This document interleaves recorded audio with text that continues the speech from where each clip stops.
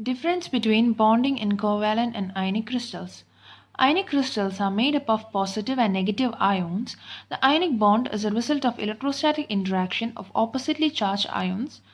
Now, from the name itself, we can understand that ionic crystals, that is, the crystals or the bond is made between ions which are opposite in charges, and these ions and the two most common structures of ionic crystals are sodium chloride structure and the cesium chloride structure.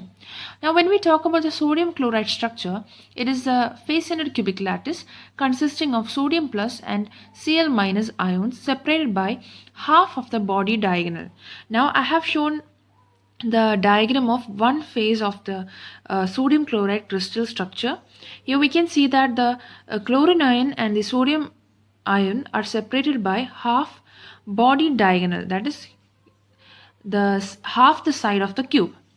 Now when we talk about the cesium chloride structure, it is a simple cubic basis and there is one cesium ion at 000, that is lattice, and Cl minus ion at half lattice. That is the dimension of cesium ion and chlorine ion, or the distance between cesium ion or the chlorine ion.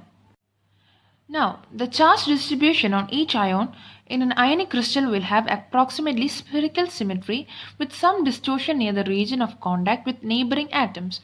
So, the charge distribution of the ionic bond or the ionic crystal will be approximately symmetrical but not totally symmetrical, because there will be some distortion near the region of contact between the next atom or the neighboring atom.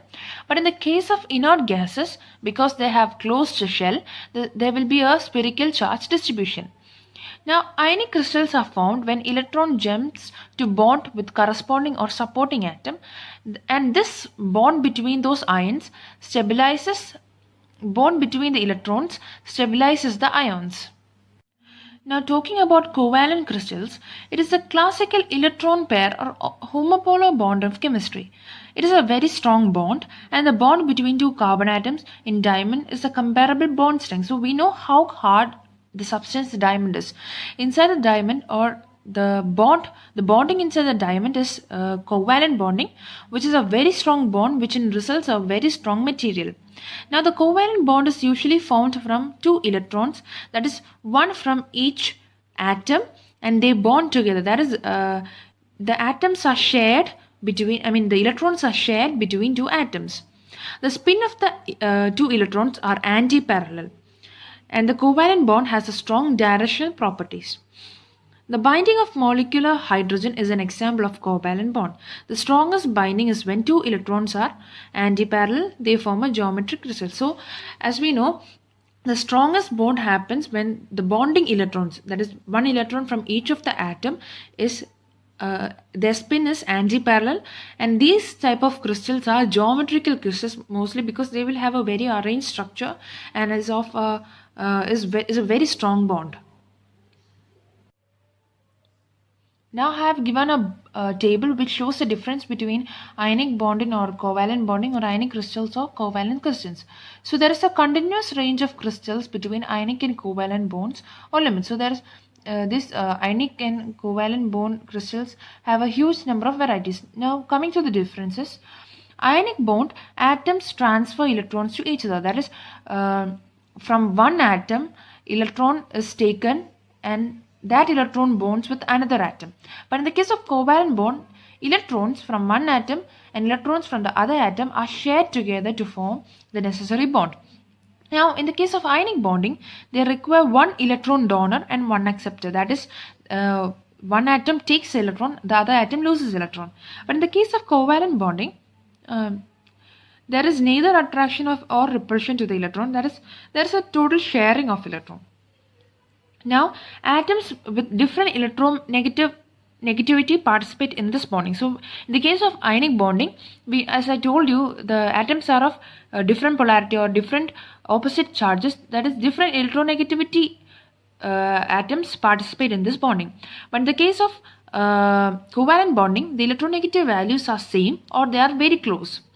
Now, ionic bonds have a tendency to dissociate into ions when it's in water. Uh, in the case of covalent bonding, they dissolve in water but they don't dissociate. But ionic bonds dissociate in water, but covalent bonds does not dissociate in water. Now in the case of covalent bonds, equal sharing of electron bond pair is non-polar. That is, when there is equal sharing of electrons, there the bond is non-polar. But when the electron has slightly more attracted to any one of the atom, it is a polar bond, polar covalent bond. Now, ionic bond is between metals and nonmetals, and metals are mostly the donors here. In the case of covalent bond, the bond is between nonmetals and outer orbital is shared. That is, there is no gaining or losing of electron here. The electron is shared. The polarity is high in ionic bond. The polarity is very low in covalent bonds. There is no definite shape for the bond in ionic bonds. There is definite shape for bond in covalent bond. Now the melting point of the crystals in ionic bonding is very high. The melting point of crystals in covalent bond is very low. Boiling point is very high in ionic crystals and boiling point is very low in covalent crystals. Now the examples, as I told you, for ionic crystals is sodium chloride, cesium chloride, H2SO4. So for in the case of covalent bond, it is methane and hydrochloric acid. That's about covalent bonding, difference between covalent bonding and ionic bonding in crystals.